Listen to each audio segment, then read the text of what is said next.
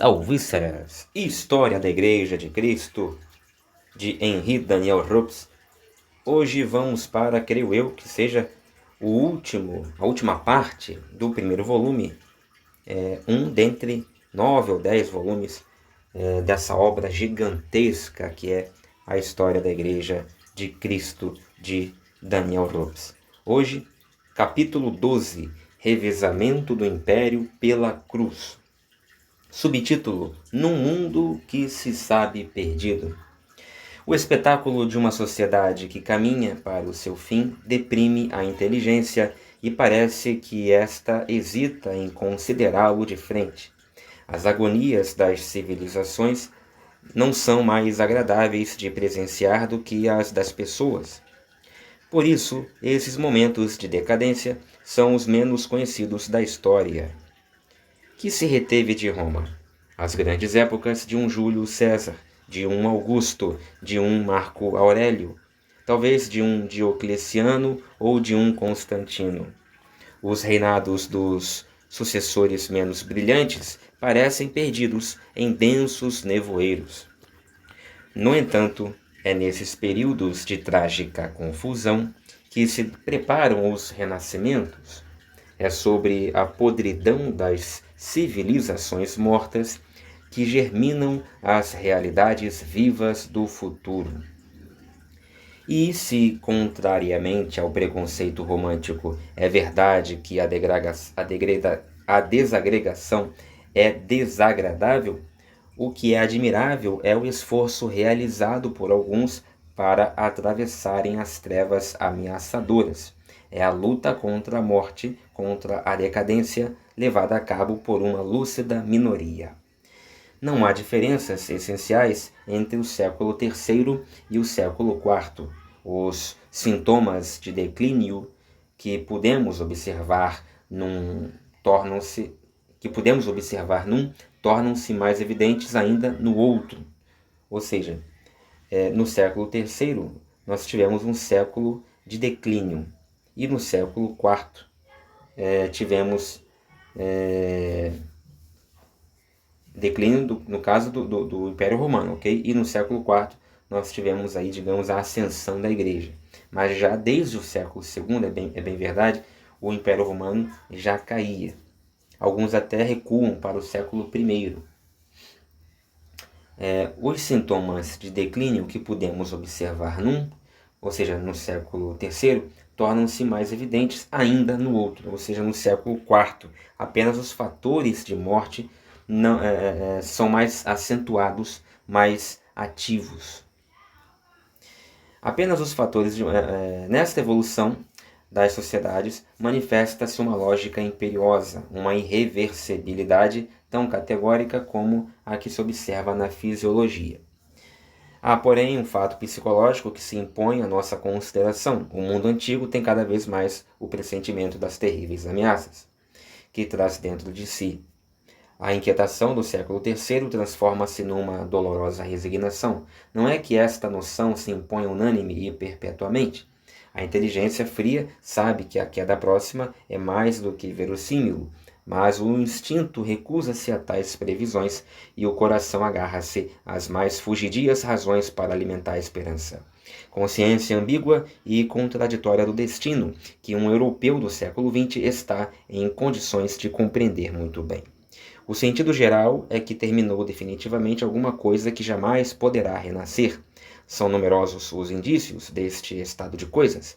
Ao visitar Roma em 356, Constâncio II surpreende-se com a estátua equestre de Trajano que ornava o fórum e exclama doloridamente que já não há escultor capaz de fazer uma obra de arte semelhante.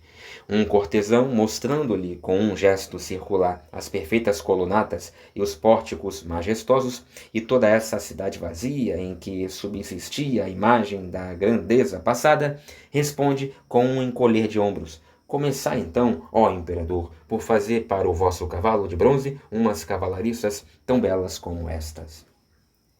A consciência de uma ameaça traduz-se num mal-estar generalizado. Para o homem da rua, o que prova que tudo vai mal é o desequilíbrio econômico, cujas consequências são sentidas até pelo último dos cidadãos. Depois que o império deixou de expandir-se, deixou também de poder alimentar as suas finanças com o produto das rapinas. As últimas entradas de ouro fresco foram as riquezas de Paulo Mira. A crise monetária torna-se crônica e observam-se todos os sintomas dos regimes doentes, tais como a inflação, o mercado negro, a evasão de moeda, etc. A mesma causa impede a chegada de novos escravos. Os romanos, por sua vez, trabalham cada vez menos, e assim os campos se convertem em matorrais e a fome ronda por toda a parte.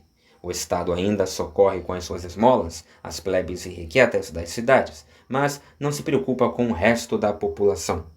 Não há parte alguma do império que não sofra esta angústia surda e cotidiana que resulta nos regimes econômicos um desequilíbrio.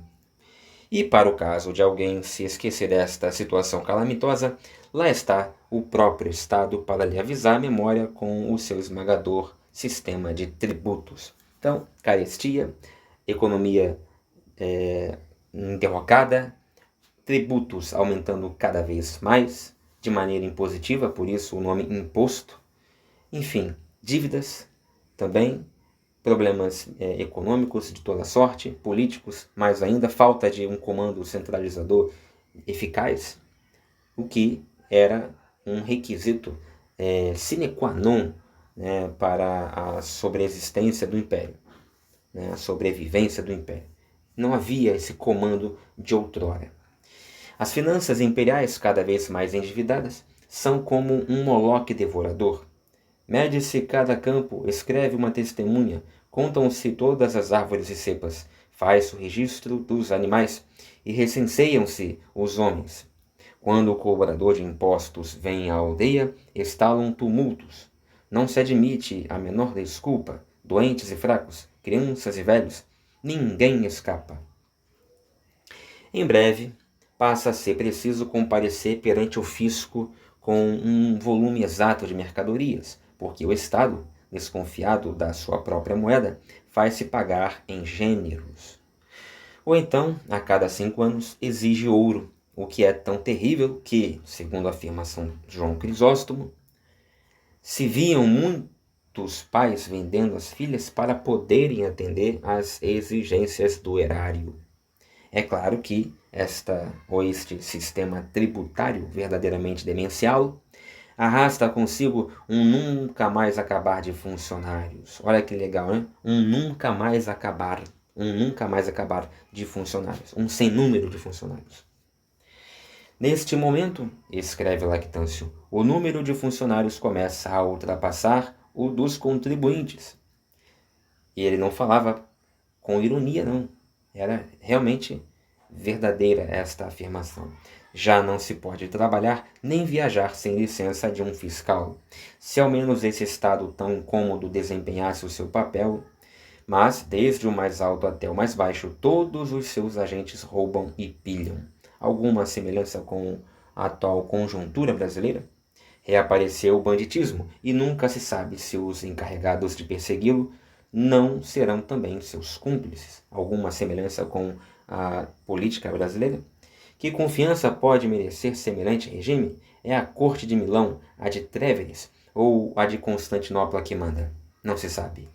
A ordem, a paz, a universalidade dos tempos antigos já não passam de uma pungente saudade. Por outro lado, mesmo que nos quiséssemos enganar aqui sobre as decrepitudes em que o império se encontra, veríamos impor-se ainda outro sintoma. Nas ruas ou nas estradas, quando nos cruzamos com soldados, verificamos que falam línguas estranhas.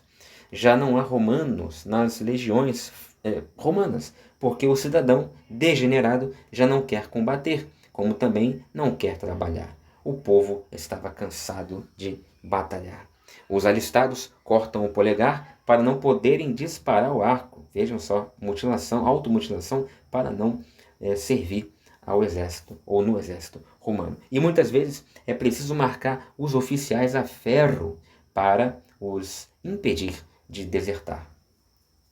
Os soldados do Império são, portanto, mouros, partos, osroenos, bretões e, cada vez mais, todas as variedades de germanos. O problema bárbaro que existe desde os últimos tempos na República já não se apresenta como no Alto Império, quando era suficiente um punho vigoroso para afastá-lo.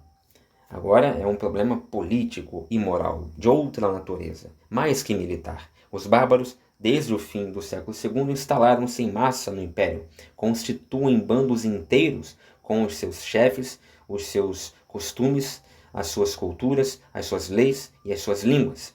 E, como a necessidade deles, estes mercenários, ainda que necessários, irrequietos, são adulados, acarinhados e cobertos de honras. Pode-se mesmo afirmar que esses homens violentos, incultos, mas enérgicos e sãos, impressionam os últimos civilizados. Roma está fascinada pela barbárie. Custa-nos crer neste paradoxo estratégico. Exércitos bárbaros, comandados por bárbaros, são encarregados de defender as fronteiras contra os seus irmãos de raça, seus companheiros da véspera, que não esperam senão uma brecha para entrar. Com efeito, do outro lado das fronteiras estão já os invasores de amanhã, em colunas cerradas por trás do Reno e do Danúbio. Foi preciso reduzir a frente e abandonar o antigo limes, que cobria outrora os dois rios com uma muralha protetora. Encontra-se ostrogodos, visigodos, lombardos e burgúndios junto do Elba e do Oder, alamanos na margem do Reno, francos e saxões na atual Holanda. Durante a primeira metade do século, estes homens de dentes compridos não parecem muito agressivos. De tempos a tempos, um dos seus grupos tenta uma razia nas terras férteis. Os francos em 342 e os alamanos em 354. São repelidos e fica-se com a impressão de que, uma vez impelidos a tornar-se federados, de Roma e a servir nas suas tropas, estes honestos bárbaros continuarão a ver no Império, segundo a expressão de Fustel de Coulanges, não um inimigo, mas uma carreira. Roma não era um inimigo para eles, era uma oportunidade. Em 360, vindo do extremo oriente, aparece uma nova tribo, os hunos. Aí o pau canta. Aí a coisa é diferente. Os hunos atravessam o Volga em 376 e desloca os godos. Ninguém vencia os hunos. Aliás, Átila foi um dos maiores líderes militares, super mega bárbaro e violento. Assim, se origina uma pressão terrível sobre toda a massa germânica que se põe em marcha. 365, invasão alemã. 370, invasão sármata. 378, invasão quadra. 380, invasão vândala. O Império resiste ainda a todos estes ataques. Por quanto tempo? Perante um espetáculo dessa natureza, qual é a reação da consciência romana? Quase nenhuma. À parte alguns espíritos mais avisados, há, segundo as palavras definitivas do melhor historiador deste drama, uma espantosa atonia da população. Quem disse isso? Ferdinand Lott.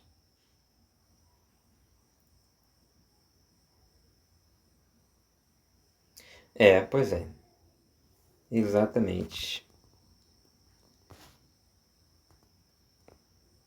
Agora, cadê a porcaria? Agora achei. A monarquia do Baixo Império ergue-se sobre uma massa morta. A plebe do campo foi sistematicamente reduzida ao papel de gado humano cedido em arrendamento, e a plebe das cidades, que vive na fartura, despreocupada, não se interessa verdadeiramente senão pelos seus prazeres e, mais tarde, quando se tiver tornado cristã, pelas controvérsias religiosas. Os maiores acontecimentos políticos passam como nuvens, sombrias ou douradas, por cima da cabeça do povo, que assistirá com indiferença à ruína do império e à chegada dos bárbaros. É um corpo gasto, cujas fibras já não reagem a qualquer estímulo. Se não houver outra saída, deixar-se-á massacrar por um inimigo bem pouco numeroso e, no fundo, nada temível, sem ter sequer o sobressalto próprio do animal que defende a sua vida, inerte, inerme, indefeso. Não é preciso dizer que todos os valores do homem desapareceram. A moral já não existe, afundada sob um mar de lama e de escândalos. As cortes imperiais, onde os funcionários cortesãos, eunucos e princesas coziam as suas intrigas, dão um exemplo de mau comportamento. O palácio, diz Amiano Marcelino, é uma sementeira de vícios, cujos germes se propagam por toda parte. E da massa do povo pode-se esperar coisa melhor? A devassidão, a queda da natalidade e a desonestidade são gerais, e é inútil fazer-lhes frente. Quanto aos valores criadores, seguem a mesma curva de decadência. O pensamento pagão e a literatura debatem-se na senilidade. É a época dos eruditos, dos gramáticos, dos fabricantes de dicionários como Carísio, Diomedes, Macróbio, Sérvio e Marciano Capella, editor de uma enciclopédia das 7 artes liberais, dos vastos compiladores da história augusta, dos autores de manuais e de súmulas, como diríamos nós, no gênero de um Aurélio Vito e de um Eutrópio. Amiano Marcelino, historiador inteligente e sagaz, é o único escritor original deste tempo. E basta considerar os monumentos e obras de arte para se ver até que ponto a vitalidade romana se exauriu, se foi, acabou. Enormes construções improvisadas, estilo colossal inaugurado em Baalbek, baixos relevos, copiados ou mesmo roubados aos monumentos dos bons tempos, estátuas estereotipadas, em que já nada resta do saboroso realismo romano, uma sobrecarga e uma falta de gosto na glíptica, na ourivesaria, na olaria e na vidraria, ou vidraceria, ou vidraçaria. Tudo o que compõe a grandeza do homem se desagrega, se desgraça, se desmantela quando a alma está ferida de morte. É no mundo desta natureza que o cristianismo instala as suas bases definitivas. Tinha lançado as suas sementes no mais belo império da terra, agora triunfa numa sociedade em decomposição. É de atribuir-lhe a responsabilidade de tal desfecho? Depois do que disse Renan, tem-se feito essa afirmação, mas sem aduzir a menor prova. Não tem como provar que o cristianismo é ocupado por essa decadência romana. Não foram os princípios cristãos que levaram a sociedade antiga à decadência, nem foram os seguidores do evangelho que desagregaram os órgãos do império. Roma morria de velhice. As instituições e as crenças que a tinham sustentado já não eram senão formas vazias. Já não havia para o homem qualquer meio de exercer uma atividade criadora e livre. Era preciso que tudo isso mudasse. Este império, que outrora tinha ajudado, sem o querer, a implantar o evangelho, devia agora ceder o lugar à nova comunidade. Assim, tivera que desaparecer o judaísmo nos primeiros tempos para que a nova religião não fosse acorrentada pela lei. O cristianismo não destruiu o antigo mundo que existia, mas o substituiu. Tudo o havia preparado para a tarefa de revezamento que lhe ia ser oferecida. Tudo o que a igreja experimentara no decurso dos 3 primeiros séculos parecia ter trabalhado para pô-la em condições de substituir a Roma pagã no dia em que esta deixasse cair o bastão. No meio de uma sociedade senil, como a de Roma, a igreja possui a vitalidade empreendedora da juventude. Diante de uma civilização minada pelas taras, ela é um relicário de virtudes. Perante uma consciência atormentada, que duvida do fim e dos meios, ela sabe onde se encontram o caminho, a verdade e a vida. Como não havia de impor-se uma força espiritual desta natureza? Ou seja, a vida espiritual de Roma não existia praticamente mais. E, em contraparte, né, a isto, existia uma firme e crescente orientação cristã do Cristo, das passagens neotestamentárias que davam certeza, davam esperança ao povo, organização, comando único àquele povo. E aí, então, por isso é que mesmo com o império caindo, a igreja vai crescer e vai haver esse revezamento. Nas piores circunstâncias, o cristão contempla uma imagem consoladora sobre o morto calvo de Jerusalém e exclama com prudência: morro calvo, não é morto não, tá? Morro Calvo de Jerusalém, foi onde, no Calvário, né, Jesus morreu.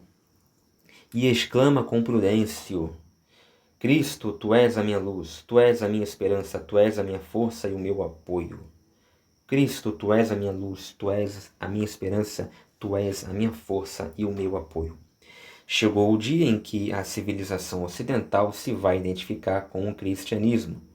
Mas, para terminar, nestes anos decisivos, a Igreja tem ainda 3 tarefas a realizar: desvincular o seu destino temporal dos poderes laicos, que agora procuram desesperadamente agarrar-se a ela para sobreviver, vigiar os estertores de um paganismo moribundo, mas ainda momentaneamente temível, e preparar o revezamento de quadros de amanhã, que amanhã se tornará necessário. São estes, no exato momento em que triunfa os últimos esforços da Revolução da Cruz. Então, a Igreja aqui precisa, nesse momento em que reveza com Roma, toma o lugar do comando central de Roma, ela precisa desvincular o seu destino temporal, ou seja, secular, sua existência aqui na Terra, dos poderes laicos, ou seja, politicamente se tornar independente de Roma. 2. Ela precisa vigiar essa queda estertórica do paganismo romano, que cai, que desfalece junto com o poder político, mas que ainda é uma ameaça, ou seja, tem que jogar a última pá de cal na idolatria. E também, 3, preparar o revezamento de seus quadros, né, de seus líderes, bispos, etc. E aí, nesta última necessidade, nesta última situação aqui, ou preocupação, é que a Igreja vai optar pela centralização de seu poder. Daí que vai ganhar força o bispo de Roma. Eu espero que tenham gostado. Até o próximo vídeo, se Deus quiser.